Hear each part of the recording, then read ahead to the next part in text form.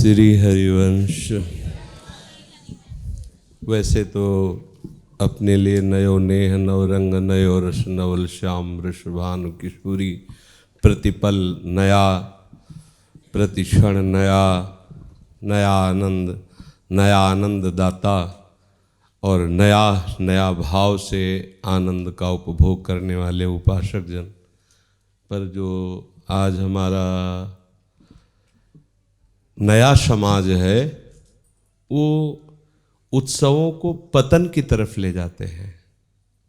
कोई भी उत्सव हो या कोई भी भाव उत्सव, मंगल महोत्सव, कोई उसको पतन की तरफ ले जाते हैं। अब न्यू ईयर है तो मदिरा पीना, नशा, ड्रग्स, हुक्का पीना, गंदे भोजन करना, गंदे कार्य करना, व्यभिचार आदि दोष करना, ये प्रवृत्तियां बढ़ती चली जा रही हैं और इसको मानते हैं कि उत्सव हम कर रहे हैं। जैसे लोग हैं कई जगह इकट्ठा होकर शराब पीना, ऐसे ऐसे कि आज तो छूट है, आज तो ऐसा।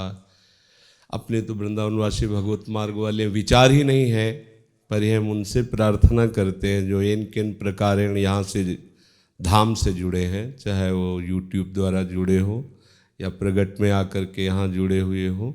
इतना समझना चाहिए कि ये जीवन अमूल्य है।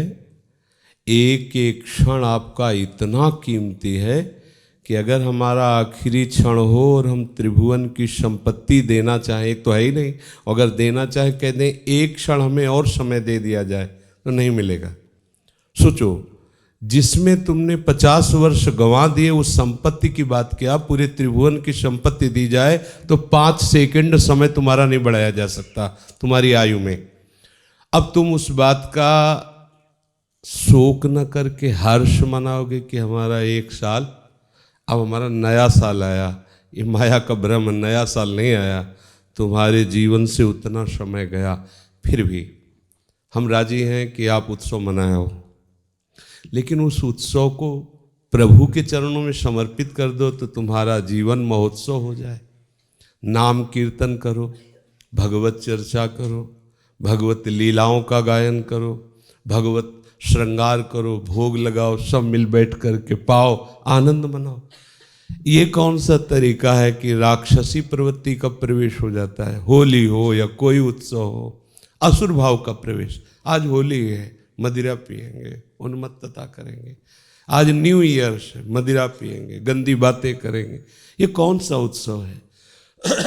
ये कौन सी तुम्हारी मंगल वृत्ति है जो तुम्हारा आनंद प्रदान करेगी?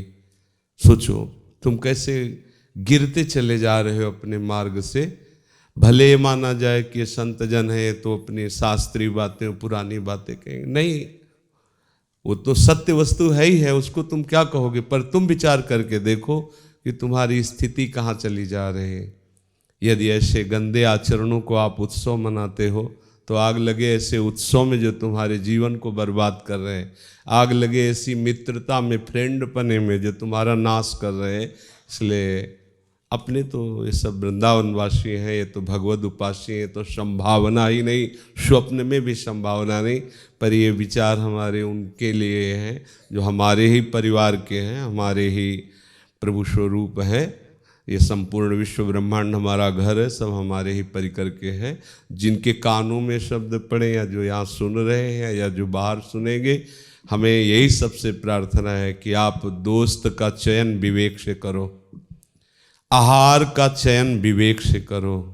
आप कोई भी उत्सव विवेक से मनाओ, अज्ञान से नहीं, अभिमान से नहीं, वासना से नहीं, उन्मत्तता से नहीं। नहीं तो चूक कर बैठेंगे, एक चूक पूरे जीवन को बर्बाद कर देगी। अभी आपको नहीं दिखाई देता, एक चूक आपके अनंत जन्मों की जो बनी बनाई वृत्ति अब आई थी मनुष्य शरीर और इसमें भगवत प्राप्ति, उसको बर्बाद कर देगी। सावधान रहिए, थोड़ी भी चूक ना होने पावे। हर उत्सव वही महामंगलमय है जिनका नाम संपूर्ण लोकों का मंगल करने वाला है। उन प्रभु का, उन प्रियालाल का नाम कीर्तन किया जाए।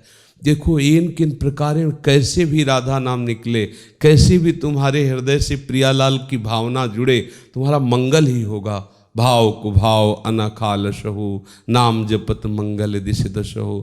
अगर हम 50 लोग एकत्रित होकर नाम कीर्तन करें, बहुत बढ़िया वो दिन हुआ, वो उत्सव हुआ, वो बहुत बढ़िया हुआ।